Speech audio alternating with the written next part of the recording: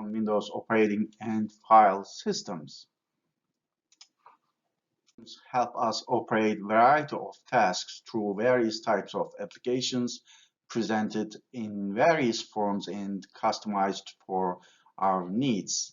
Whenever we need something to do, we usually do it via computers, and computers are actually are included in variety of tasks, not just in advanced businesses or at universities. Computers are utilized in every part of our lives. An operating system is a system software that manages computer hardware, software resources, and provide common services for computer programs. And a strong foundation in operating systems is an important building block in becoming highly and effective computer forensic investigator. Computer forensic investigators work with files on the operating system, and the organization of these files are so important that the data they contain and their locations will vary according to the operating system. So basically, the forensic investigator needs to understand the various types of forensically important operating systems. An operating systems file system and the kernel chains, and actually the forensic investigator needs to be aware of the importance of every bit of data and understand the nature of the operating systems. And the suspect's computer or digital device is an important value for digital investigations, and these devices are actually important for us as the operating system manages the data flow and the transactions and applications. The kind of operating system and file system actually determines the way that the digital evidence is acquired and analyzed in terms of both software and hardware. And a file system is a hierarchy of files and their respective directories in an operating system. So basically, an operating system is structured around a file system. A file on a computer is merely a physical impression on a metal platter. So basically, we actually, or the operating system help write the data on a metal platter. And computer scientists represents the underlying data on the hard drive in a number of ways, sometimes in a binary format or hexadecimal or decimal format. So while the formats the representation of the formats may change, the way the computers understand the information is actually very similar. Allocated storage space is an important term for us to understand how files are located in a hard drive. Allocated storage space is an area on a volume where a file or files are stored. When a file on a personal computer, for instance, is deleted, it's not physically indeed erased from the volume or disk, but now becomes an available space. When a file is deleted, it's still physically stored on a volume. This available storage space is referred to as unallocated storage space. However, that space is now available to be overwritten. What this means is that there's a space for a new file to be written, but it's already occupied by another file that allows to be overwritten. This available file storage space is referred actually to an allocated storage space. So when you delete a file, the file's header is actually some of the information in the file's header is actually deleted. And once the information is actually deleted, you can actually overwrite another file in the same location or at the same cluster in a hard drive. Users can look to certain tools to securely delete a file. And there are search methods that examiners can use to check to see if a secure delete tool was already being utilized. An examination of Windows events will help to determine if an application was installed and allocated and actually was used to delete or securely delete the files. And this is an important aspect of anti-forensics, but forensics examiners can also determine and disclose that the hard drive was securely deleted by the user. An examination of Windows events will help us to determine if an application was already installed on allocated storage space, which can generally be used to create a primary partition on a volume. A partition is, in fact, a logical storage unit on a disk section of the hard drive that's separated from other segments. So basically, what you're seeing on your computer, usually you actually see a C drive or a D drive on your computer's hard drive.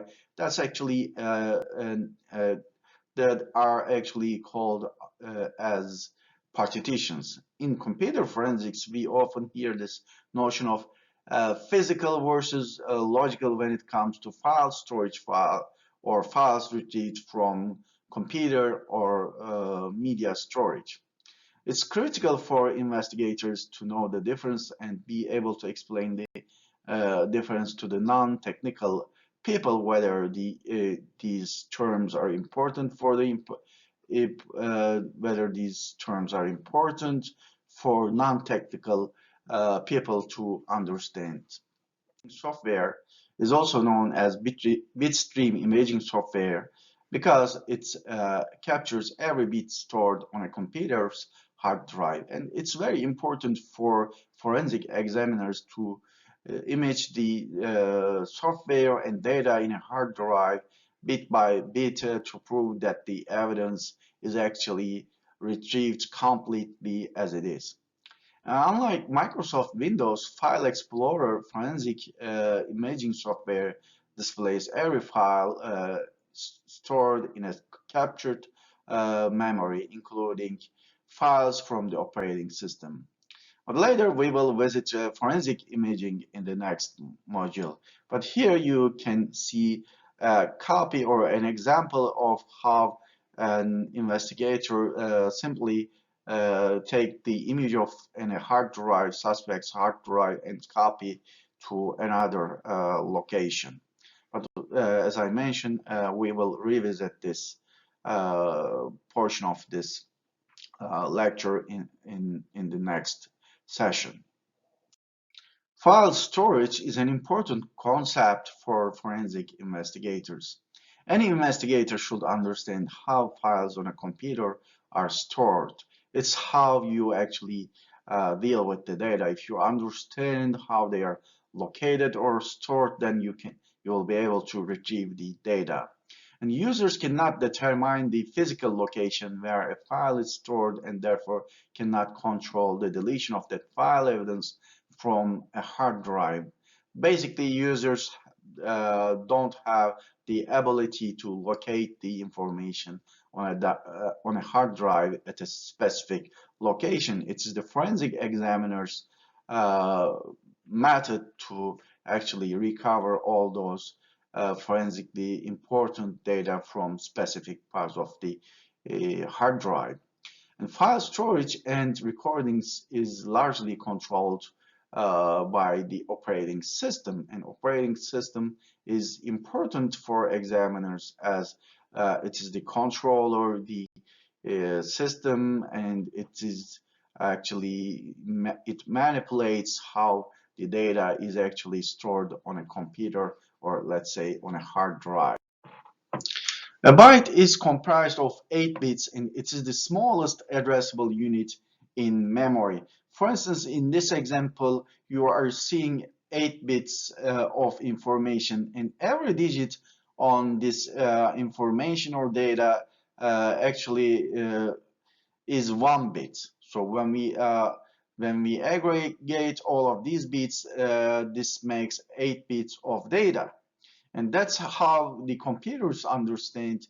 One represents true or open, or 0 represents false or closed. So basically, that's how computers analyze the information and interpret the information. And grouping these ones and zeros bit by bit, it actually means a lot for computers. That's how actually computers utilize the information or understand the information.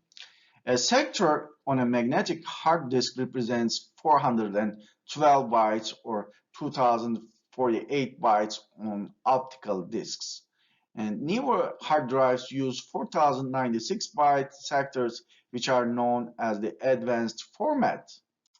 Basically, each sector utilizes certain amounts of data for actually for computers to analyze in at certain parts of the hard drive. From time to time, you might have already heard bad sectors on a hard drive. Bad sector is an area of the disk that can no longer be used to store data. And bad sectors can be caused by viruses, corrupted boot records, physical disruptions, and a host of other disk errors. So there might be a variety of reasons uh, for hard drives to lose that information. And from time to time, if you use a hard drive for many years, and you'll see that the hard drive will have more bad sectors, and you will have to change your hard drive and especially back up your hard drive after certain years. And it depends on a hard drive or the brand of hard drive that you need to change that hard drive. In a traditional way, humans have been organizing their data in a various methods. You actually put your papers and other information and classify those information based on the importance of data and put it in a file. And the files are and folders are actually located or stored in a storage or in a case where you'd like to reach easily. And computers have actually much more complicated system to allocate the information, as computers have to deal with millions of different information and need to process this information very quickly and easily in an efficient and better way. A cluster in a computer is a logical storage unit on a hard disk that contains contiguous sectors. So here on this slide, you can easily see the cluster information, which is the green line over here. So basically, a cluster is again a logical storage on a hard disk that contains contiguous sectors. So our sectors are here, and when we logically combine these sectors, they are called clusters. When a disk volume is partitioned, the number of sectors in a cluster is actually defined. A cluster can contain just one sector, which means 512 kilobyte or 128 sectors. And tracks are thin concentric bands on a disk that consists of sectors where data is stored. So basically, when you look at the C here, the red line over here actually shows the track on a hard drive. And computer forensic tools allow the investigator to easily navigate to specific sectors on a disk image, even if sector is part of the operating system. So normally you wouldn't be able to analyze the operating system and hard drive easily, but the forensic tools and the knowledge of forensic investigators allow to forensically analyze the data in a lot easier way, but you should have the tool and necessary knowledge to investigate the hard drive. Because most files are comprised of 512 byte blocks, it's important to understand that, for instance, an 800 byte file uses two 512 byte sectors on a magnetic disk.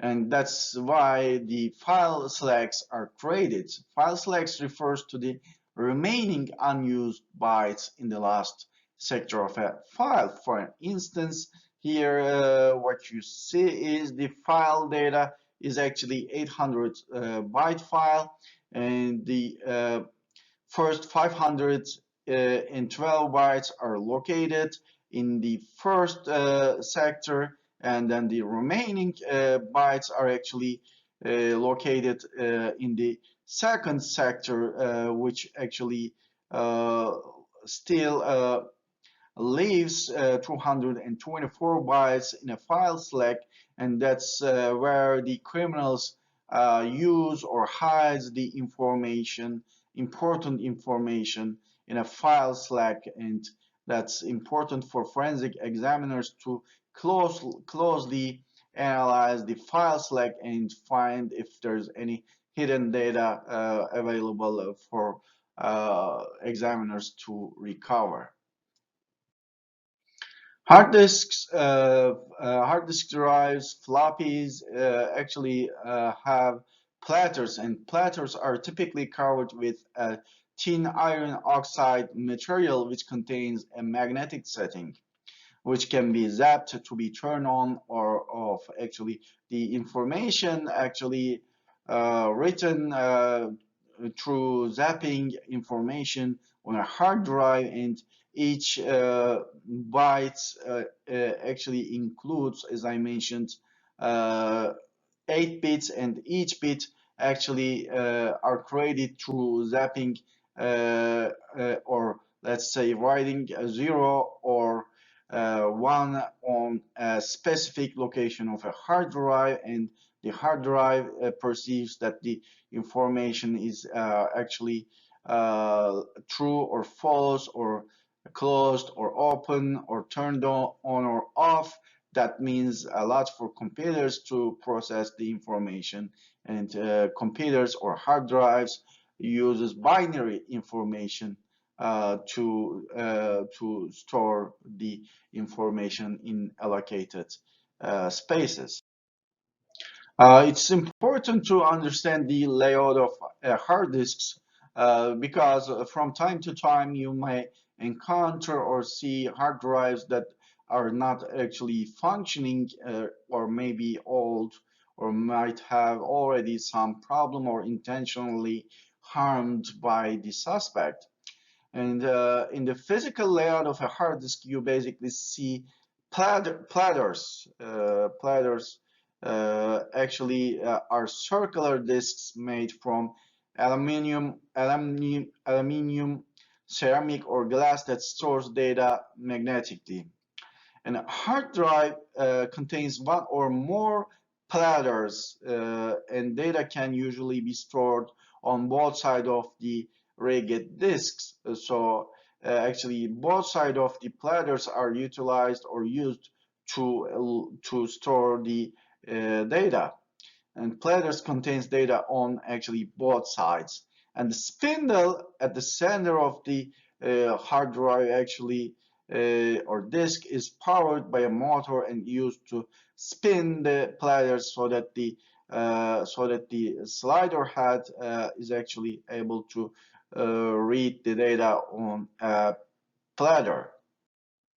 There are generally two read-write heads for each platter because a platter usually contains data on both sides.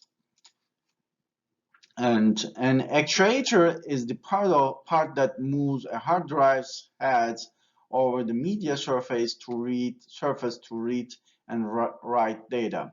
The actuator arm contains a read-write head that modifies the magnetization of the disk when writing to it. The examiner must be very careful not to let any magnetic device near a hard drive as it may actually corrupt the data on a hard drive. For example, a cell phone contains a battery, and that battery contains a magnet. And this actually causes uh, the information to be deleted due to the impact of the magnetization. The drive had, while positioned close to the center of the disk, reads from a surface that's passing by more slowly than the surface at the outer edge of the disk. So the actuator arm plays an important role into reading and writing data, and actually very important for hard drive to function. The cylinder is actually important part of the hard drive for us to understand how the data is organized. The concept is actually concentrating hollow cylindrical slices through the physical disks and platters, collecting the respective circular tracks aligned through the stack of platters. The number of cylinders of a disk drive exactly equals to the number of tracks on a single surface in the drive.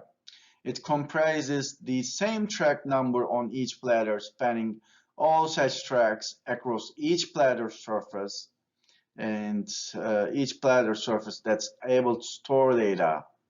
And cylinders are vertically formed by tracks, in other words, track 12 on platter 0 plus track 12 on platter 1, etc. is cylinder 12.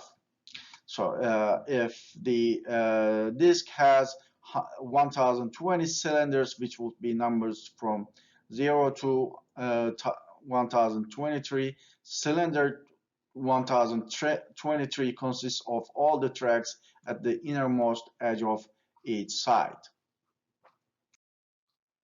Disk geometry refers to the structure of hard disk in terms of platters, tracks, and sectors.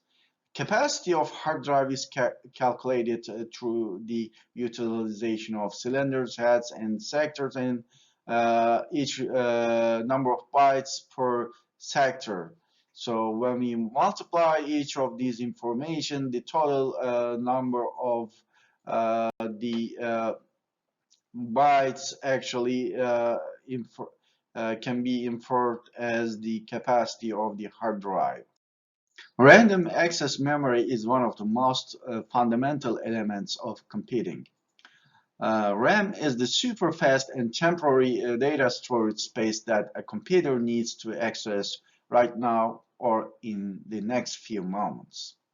Every computing device has RAM, whether it's a desktop computer running Windows, macOS, or Linux, a tablet or smartphone, or even a special purpose computing device such as a smart TV. RAM is significantly faster than a hard disk. That's why we've been using RAM on computers. Random access memory is a computer's short-term memory which it uses to handle all active tasks and applications. None of your programs, files, or games or streams would work without RAM. So with this short memory, computers actually help us to quickly process the information. Virtual memory is a feature of most operating systems, including Windows. The meaning of virtual memory, we often think about RAM, and many new computers come with configurations of 4 gigabyte, 8 gigabyte, 16 gigabyte, or 128 gigabyte of RAM. In terms of speed and efficiency, RAM is far superior to a hard disk drive, yet it's actually expensive and comparatively much smaller in size. The Windows operating system facilitates the use of the hard drive to extend the functionality of random access memory. Hence, when there are now numerous applications running simultaneously, RAM requirements can exceed what is physically available, and therefore a solution is required to expand virtual memory. The page file is the area on a hard disk that stores an image of RAM, and page file SYS stores frames of data that have been swapped from RAM to the hard disk. Paging or page files SYS is a dedicated system file designed to virtually extend available system memory. So basically, if the system memory is not sufficient, then the system actually uses the page file SYS to extend the available system memory. And basically, you should not change the page file size on your computer. It's usually not recommended. Page file is actually invaluable to investigators, given that it may contain information about running processes, including passwords and web browsing artifacts. And we will cover this more in chapter 8. In order to actually see the page file configuration, you just need to write advanced systems on your computers and then click the advanced when the system properties window is opened, and then you can change the virtual memory size or the total paging file size for all drives from here. As I mentioned, it's currently not recommended. You can easily find the page file SYS from your operating system, and it's usually a hidden file on your operating system, so you should be able to activate the hidden files and show that they're actually not hidden, and it's on the root directory. You can easily find the page file SYS on your operating system. But in order to copy it, you need to use a forensic imaging software.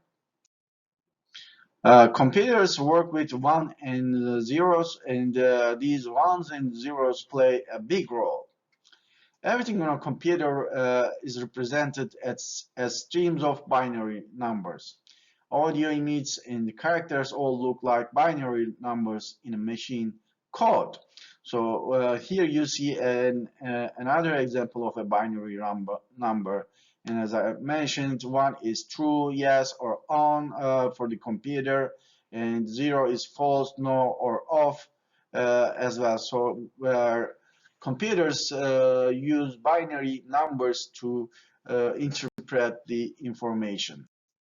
Computer forensic investigators need to convert from different formats. Files or data on a computer are in a binary format, and you must convert data before you can interpret it as information. Binary is composed of bits. Bits can be only one of the two values, where one is a positive charge and zero is a negative charge. And binary can be easily converted to decimal. Bit is the smallest unit of storage.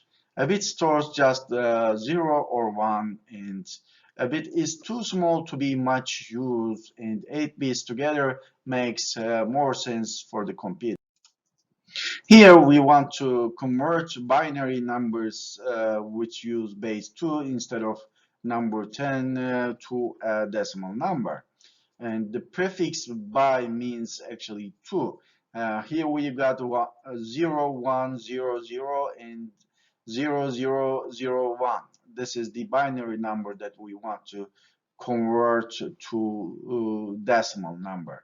So here on the top of the table we see the the binary number, and then we take the base of each binary number, and then when we calculate each number, 2 to the power of 0 is equal to 1, 2 to the power of 1 is equal to 2, 2 to the power of 2 is actually equal to 4. So when we have the total number, we basically multiply each of these total numbers with the associated binary number, and then when we sum each of these numbers after the multiplication, we have 191 as the decimal number. Numbers larger than 255 require more than 1 byte to be represented on a hard drive. And common sizes are 1 byte, 2 bytes, or 4 bytes, and 8 bytes. And these common sizes are the way computers easily actually process the data. Here you see the data measurement chart. Bit is a single binary digit, and 8-bit is 1 byte, and 1024 bytes is actually equal to a kilobyte. And similarly, you can go through the go over the data measurement chart, and it'll be it's important for you to understand the measurement chart, as you need to report in the size of the hard drive that you are examining, and also it's important for you to understand how big the size of the information in a hard drive. Hexadecimal is another numbering system that uses 16 symbols, which includes numbers 0 to 9 and letters from A to F. And most computer forensic imaging software includes a hex editor that enables a forensic examiner to view the entire contents of a file through the hex numbering. And we convert decimal numbers to hex numbers as it is easier to read from human's eyes, and as we know, the binary numbers are harder to actually read the data. Here you can see a sample or an example of decimal hexadecimal binary conversion table. Decimal number 0 equals to hex 0, and binary 000, and it actually increases or increments 1. If 1 is on the right side and of the binary number, then it equals to a hex 1 and decimal number 1. And as we see, the number 1 moves through the binary numbers, then the value of the hex and decimal number also changes. It's important to understand hexadecimal numbers, as most computer forensic imaging softwares includes a hex editor. Here we see an example of a hex editor, which is called as WinHex, one of the prominent ones of the hex editor, and it actually allows the examiners to change the hex values, which can be helpful in making unreadable files readable. Sometimes you need to manipulate the data to deal with the corrupted data, and this WinHex editor actually is helpful to deal with the corrupted files, or if there's a missing value, and let's say the file name is missing and the association between the clusters are problematic, then you could use WinHex editor to make some changes and analyze the data. Here we want to convert a hexadecimal value to a decimal number. Here we have our hexadecimal number 7DA2, and this actually numbers corresponds to 7, and D corresponds to 13, and A corresponds to 10, and 2 is 2. And when we take the base of each number and calculate the total number, then we actually have to multiply the converted hexadecimal number with the total base, with the total of base, and then when we sum all these numbers together, and we will have the actual decimal number 32,162. Each hexadecimal number can be represented using only 4 bits. So nibble is one digit of hexadecimal value, which represents 4 bits. And actually here what you're seeing is each digit here is equal to 4-bit, which stands for a nibble. And when we sum all of these numbers, which equals to 16 bits, and 16 bits is equal to 2 bytes in representation. Here you can see the list of file signature that indicates the hex numbers, and you can actually match the hex numbers within the file so that to see that the file, for instance, actually is a JPEG file, or let's say another type of file, or a Word document. So you got the list of file signatures over here, which is very useful for you to identify the file types. Here, using the list of file signature document from the Wikipedia, let's say we want to work on a JPEG file, which is a picture file that shows various pictures on our computer. And let's say we located the JPEG file, and its signature is here with a hex number that we talked in the previous slides. These numbers actually identify if the file is a JPEG file. And then later here we want to work on a bad sector JPEG document, and let's say the suspect is not willing his files to be identified as a picture file, and tries to actually masquerade the actual content of the file. And actually right click here and rename the file, or you can just push the F2 button to change the extension of the file. And then here we are at the extension, and then change it to let's say a Word document. And yes, it's asking, are you sure you want to change it? Yes, we want to change it. And normally when you try to open this file on your computer, you're not gonna be able to view anything. And then later what we are gonna do is to open the hex workshop. After we open the bad sector doc file on our system, and what we are going to see is the hex numbers.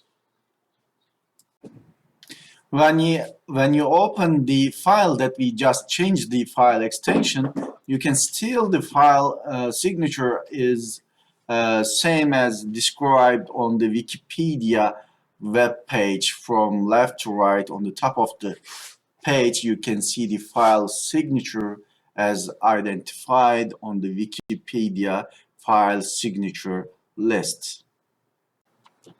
So how do we change the file's extension, or let's say the file type? Actually, you just need to hover your mouse over the file and then just choose F2 and then just change the file extension. Microsoft Word's file extension is doc or docx, and you just need to change the extension to, let's say, PDF file. And when you hit enter, and then now the file appears to be a PDF file, and when you actually open the PDF file, you are not going to see anything.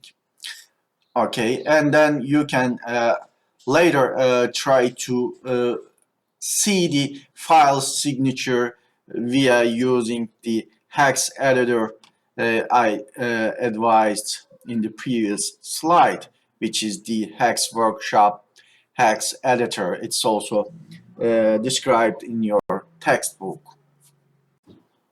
After you open the investigation document, you just need to scroll all the way down until the end of the file, and then you can locate the file signature from here that actually indicates the file is a Microsoft Word 97-2003 type of document.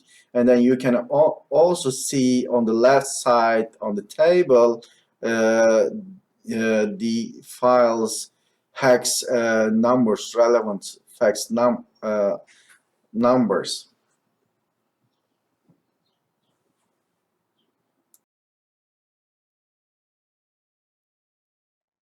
An operating system is a set of programs used to control and manage a computer's hardware and system resources. Users' interaction with a computer often is evident through an examination of the operating system. Investigators must know how to recognize these files. When a user starts a computer or inserts a CD, the computer's operating system records these events actually. And as you see on this screen, we are seeing a computer boot process and how the system starts and recognize the hardware and other information on the computer. When actually a computer is powered on, when basically you push the press the power button, the computer executes code stored in random or in read-only memory, referred to as the BIOS.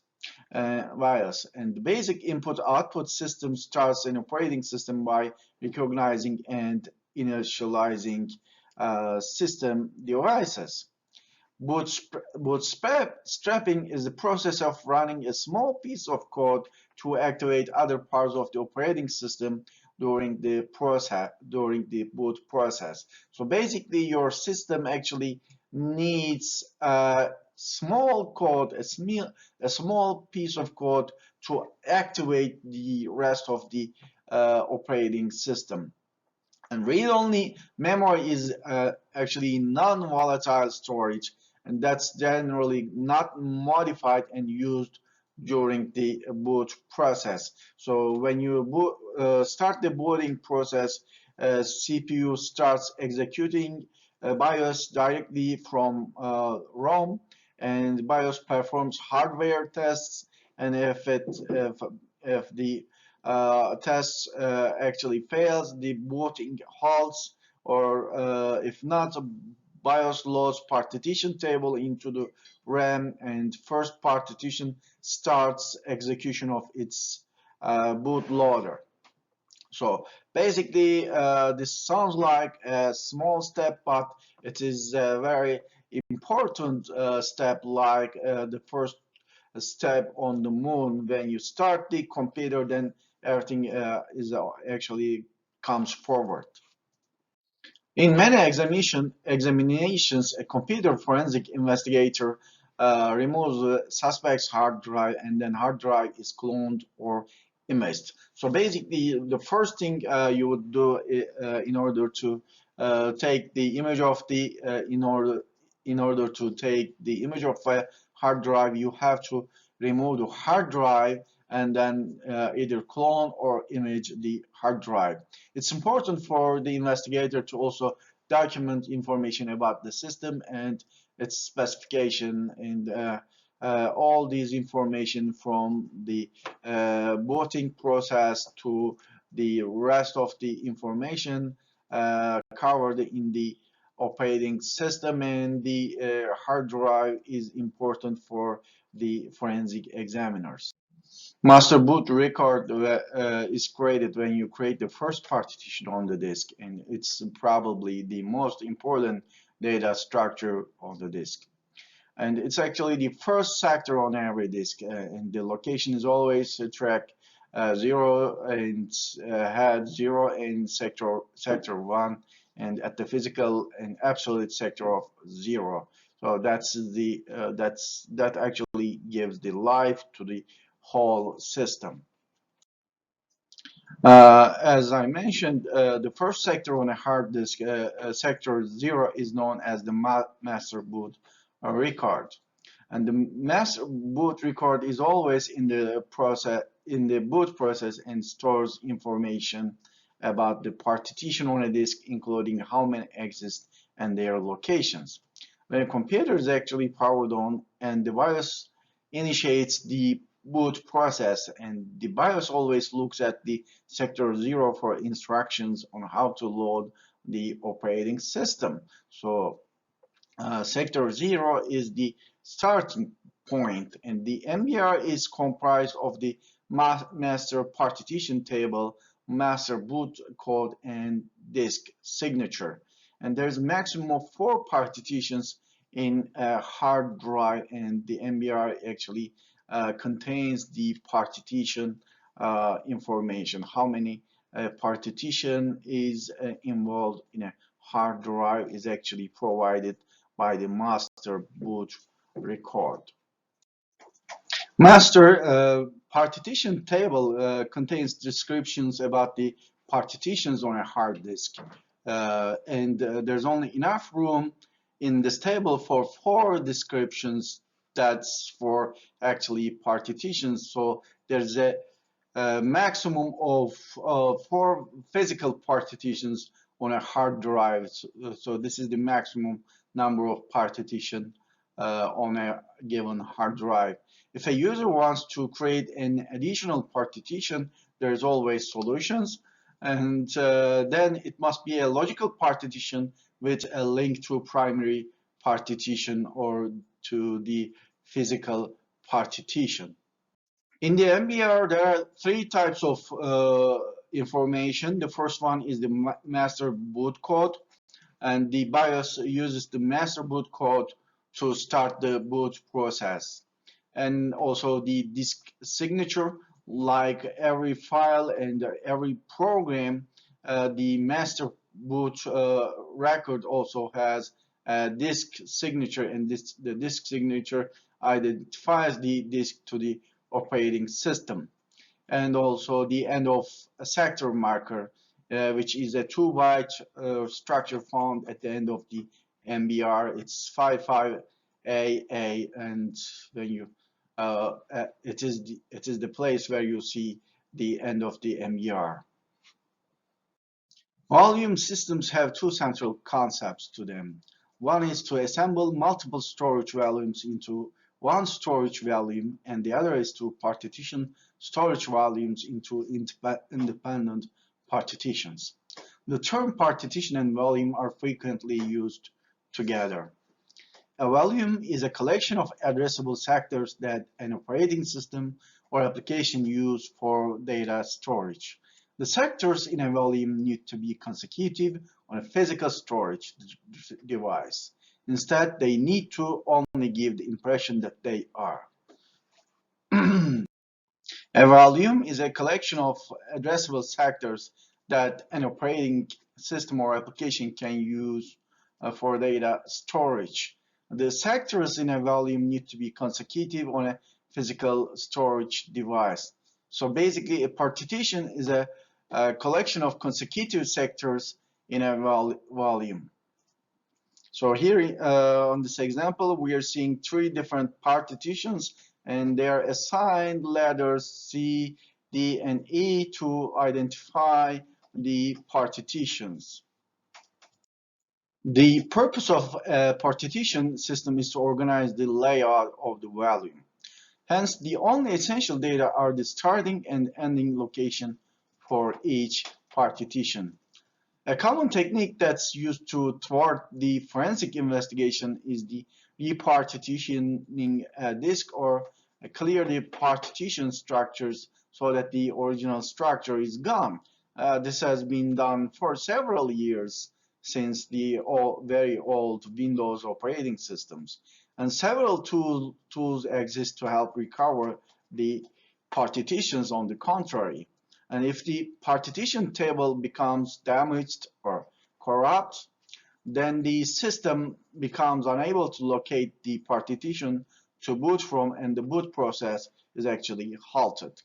A partition system cannot show its purpose if those values are corrupt or non-existent. So the forensic examiner has is actually help recover the partition so that the disk can be easily analyzed. Most PCs use the GUID partition table, which is called GPT disk type for hard drives and SSDs. GPT is more robust and allows for volumes bigger than 2 terabytes.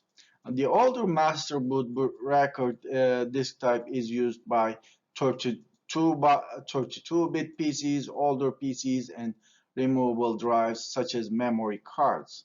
One advantage of GPT disk is that you can have more than 4 partitions on each disk, and GPT is also required for disks larger than 2 terabytes. In the next section of this session, we will continue with the Windows operating systems.